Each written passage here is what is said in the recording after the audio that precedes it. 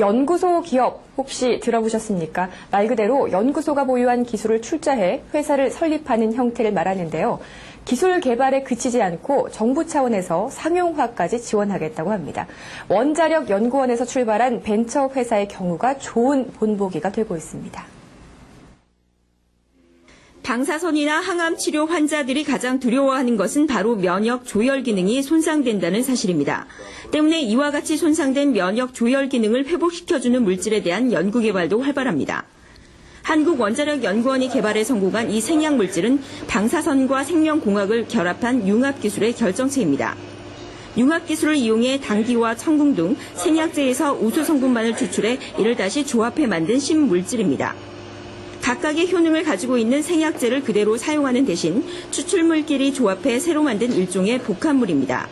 대개의 경우 방사선을 받으면 면역, 소화, 조혈 기능 세포들이 손상되는데 이때 세포 손상을 억제하는 생약 복합물을 투여할 경우 주요 기능을 빠르게 회복시킬 수 있다는 겁니다.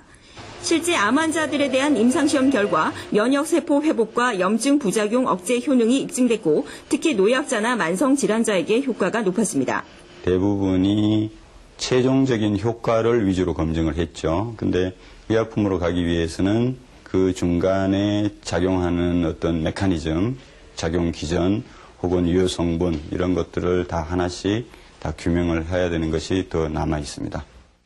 면역 조절 기능 장애의 효능이 높은 이 생약 복합물 특허 기술은 현재 벤처회사에 이전돼 상품으로 나온 상태입니다. 지난 2004년에 정부 출연 연구기관인 원자력연구원이 기술을, 기업은 자본을 각각 출자한 겁니다. 여기서 탄생된 제품이 바로 액상 형태로 만들어진 건강식품과 화장품. 이전 받은 기술을 응용해 당귀 등 생약제에서 나온 혼합 추출물로 만든 상품들입니다. 면역 기능을 개선하는 데 효능이 있는 건강식품의 경우 식품의약품안전청의 인증을 받아 시중에 판매 중입니다. 특히 건강에 대한 관심이 급증하면서 경기 침체 속에서도 매출은 꾸준히 상승하고 있습니다. 다이어트 식품이라든지 아무런 당뇨에 좋은 식품 이런 걸 저희들이 생산을 해가지고 건강 기능성 식품 업체라든지 안 그러면 소재 전문 업체로 저희들이 계속 이렇게 커 나가려고 그렇게 생각하고 있습니다.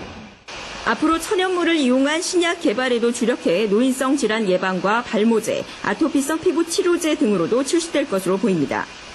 현재 기능성 식품에 대한 국내 시장 규모는 1조 2천억 원, 또 세계 시장은 130조 원으로 추산되고 있어 이번 제품 개발로 인한 국내외 파급 효과는 더욱 커질 것으로 전망됩니다.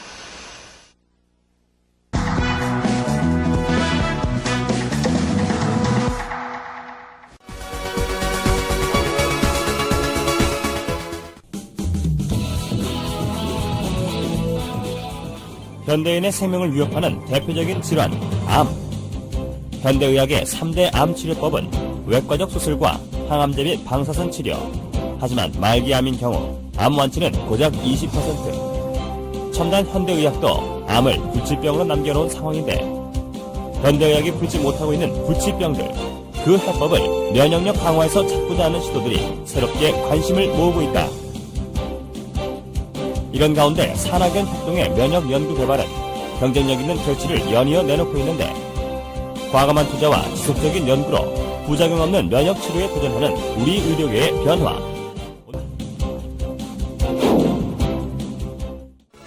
천연 생약제에서 추출한 성분으로 만든 항암 기능성 식품이 국내에서 처음으로 개발돼서 이르면 이달 안에 시판될 예정입니다. 조용호 기자가 전합니다. 항암과 암치료 부작용이나 성인병을 예방하기 위해 개발된 기능성 식품입니다. 해모힘과 해바톤으로 이름 지어진 이들 식품은 생체 손상을 막고 조혈과 면역 증진, 생체 조직의 재생을 촉진하는 기능을 발휘합니다. 이러한 효능을 입증하기 위해 쥐에게 암세포를 투여해봤습니다. 암세포가 계속 전이되는 왼쪽 쥐와는 달리 기능성 식품을 투여한 오른쪽 쥐에서는 암세포 억제 효과가 나타났습니다. 이번에 개발된 이 두 기능성 식품은 해바라기와 당귀 등 우리의 전통 한약재에서 그 성분을 추출했습니다. 생명공학과 방사선 기술로 천연생약제를 조합해 새로운 복합 물질을 만드는 방식을 썼습니다. 각각의 성분들을 분리를 해서 그것의 각각의 그 효능을 검증한 다음에 효능을 극대화할 수 있게 다시 그 성분들을 재구성한 겁니다. 종전의 천연생리 활성물질은 항암 효능에 한계가 있고 독성까지 강했습니다. 하지만 이번에 개발된 항암 기능성 식품은 여러 성분을 조합해 효능을 높이고 독성은 없앴습니다. 이들 항암 기능성 식품은 원자력 병원 등에서의 임상 시험과 병행해